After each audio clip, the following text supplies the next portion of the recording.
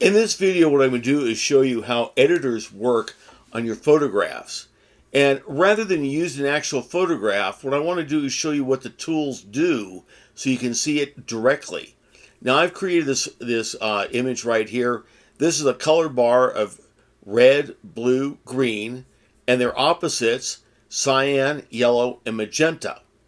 And this is how the computer actually sees color in red, blue, and green, and then we make up the opposites. And then we have the grayscale right here, and we're going to use this to show what changes to exposure, highlighting, and all those lighting tools, how they work. And this scale goes from black to white. So we're going to go in the edit mode right now. And what we're going to do is under the light option. Now, I am using Apple Photos program. What I'm about to show you is the same photo editors. There may be some terminology change in the specifics right over here, but overall, they work the same. Now I'm going to return this back to its original state. And what I want to do is go through, and first I want to show you exposure. Look what happens when I change exposure. I run it up and watch the grayscale. And you notice right down here on the whites are getting brighter, and my grays are being affected, but not as much as my whites. And I start to lose the detail. Now instead of rather having 10 scales, I have 1, 2, 3, 4, 5, 6, 7. So I've gone from 10 shades of gray to 7. And I can go up and pretty much neutral gray, which is the 5th one, is where it stops. Now in the opposite direction, where I take away exposure, watch what happens to my blacks. I'm losing my black detail more and more, and my grays are getting very subdued. So that's exposure. Now I'm going to go up here and look at what happens to the colors. Okay? Our colors are almost not affected at all by the exposure. Those are set. Now, I'm going to come up here with brilliance and show you what happens with brilliance. Now, watch the grayscale as I go up. My midtones are what's being affected more than anything else. Right here, my midtones. Those are shifting. My black and my white, not as much as the midtones. And that's how brilliance works. Brilliance works on the midtones. Exposure adds light here. When you're increasing exposure, makes your whites whiter, and you lose detail. Now, let's go down to highlights. Highlights should affect this area right here. Leave everything else alone. Now watch what happens when we go to highlights. And just like we expected, the highlights affect your whites, but not as drastically as with exposure. Once again, watch. Our whites right down in here are getting brighter. But all the way up, we still have detail here, and this is called zone 9. Going in the opposite direction, our whites are being more affected. Now, our blacks are too, to some extent, but more here in the whites being subdued. And our white background is being affected. Take a look at the white background. That's where you see it the most. The white background is shifting to gray. Now the shadow area should affect this region right in here. So we increase, and our dark grays are getting lighter. Our whites are not being affected. Our black is not being affected at all. And going decrease in shadow, we lose detail in our grays area. Now, brightness affects, watch what happens. Overall, everything is evenly shifted in one direction or the other. Contrast, what's going to happen in contrast is at the two extremes, we're going to start losing detail.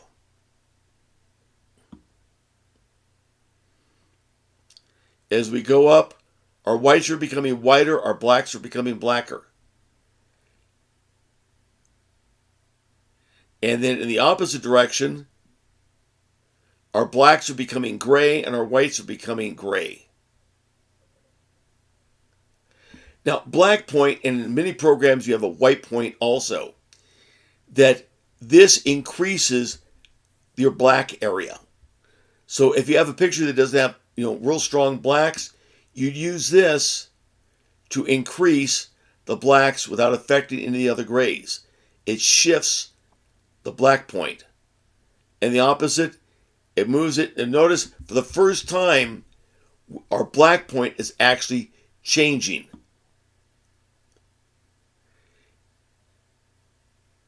And in some programs, you have a white point, which does the same thing for white the black point does.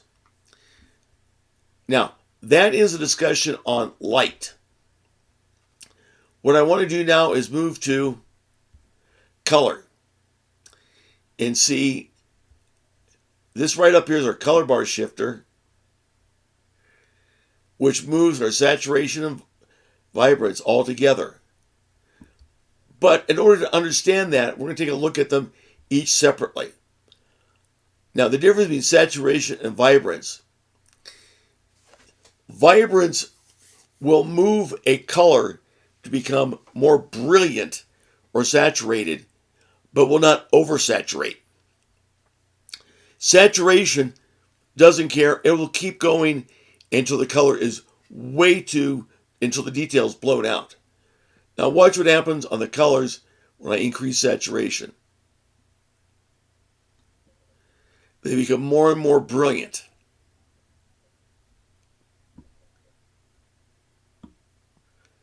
And when we desaturate, they become less so until they become black and white, which is desaturating, which is one way of getting a black and white photo. Now granted, when we're saturating, since these colors are saturated to begin with, you don't see a whole lot of change. But there is some. Now under vibrance, we're going to run vibrance all the way up, and the colors are becoming brighter. But as we move down, remember that unlike with saturation, we don't lose all the color with vibrance. We still have color. With saturation, we lost all color. Now, cast allows us to shift colors. Now, as I move it,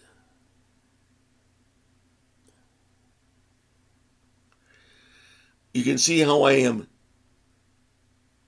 the colors are shifting slightly.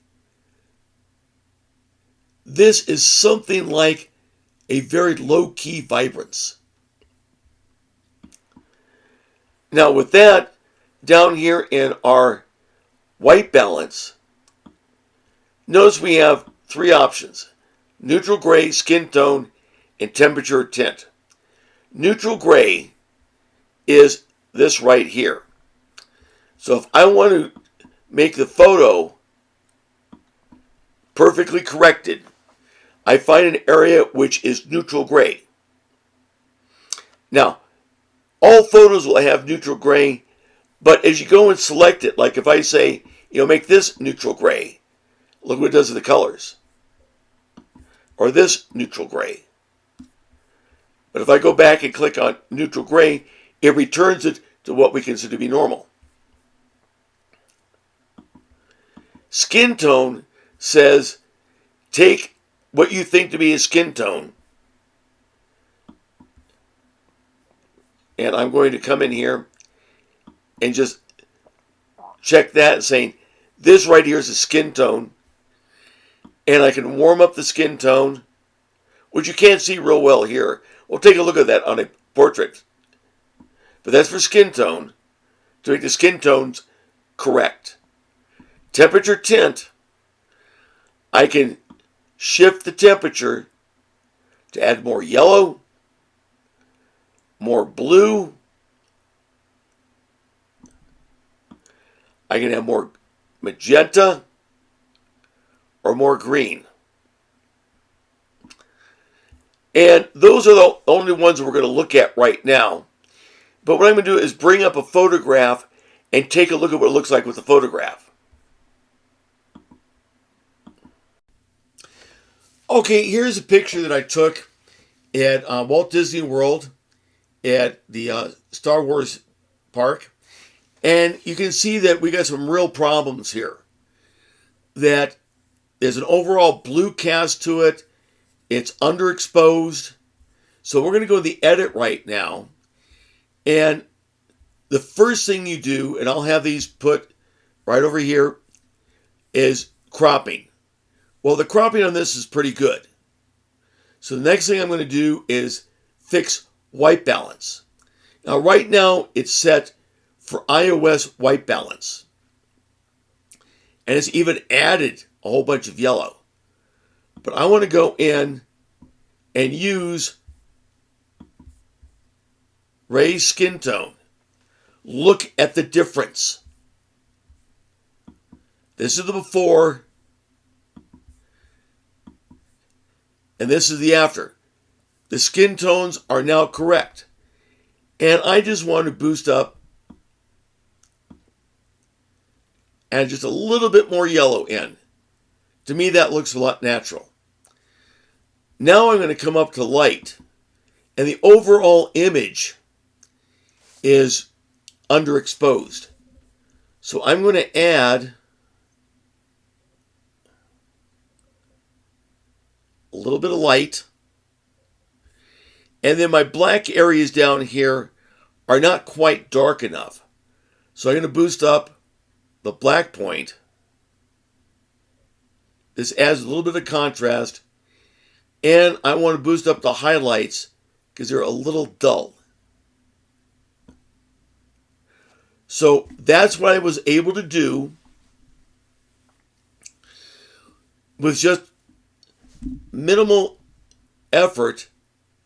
I fixed the highlights, the exposure, the black point. I fixed the color balance. So we've gone from a lackluster picture to that. And that's a much better looking picture. Now I'm going to take another one, this one right here. This one is flat. Well, the first thing you can do is this magic wand right here is auto enhance.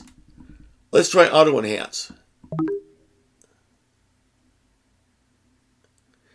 Didn't do what we wanted to do, so let's go into the edit.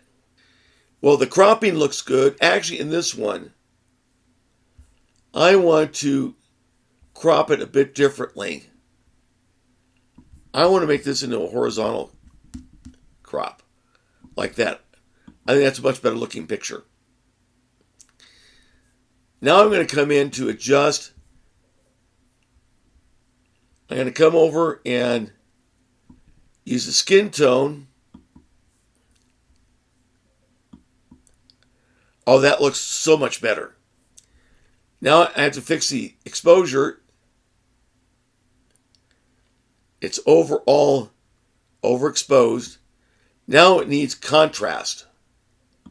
So I'm going to kick up the contrast. Don't overdo it. And shift the black point. And I want to bring out some shadow detail, so I'm going to increase the shadow.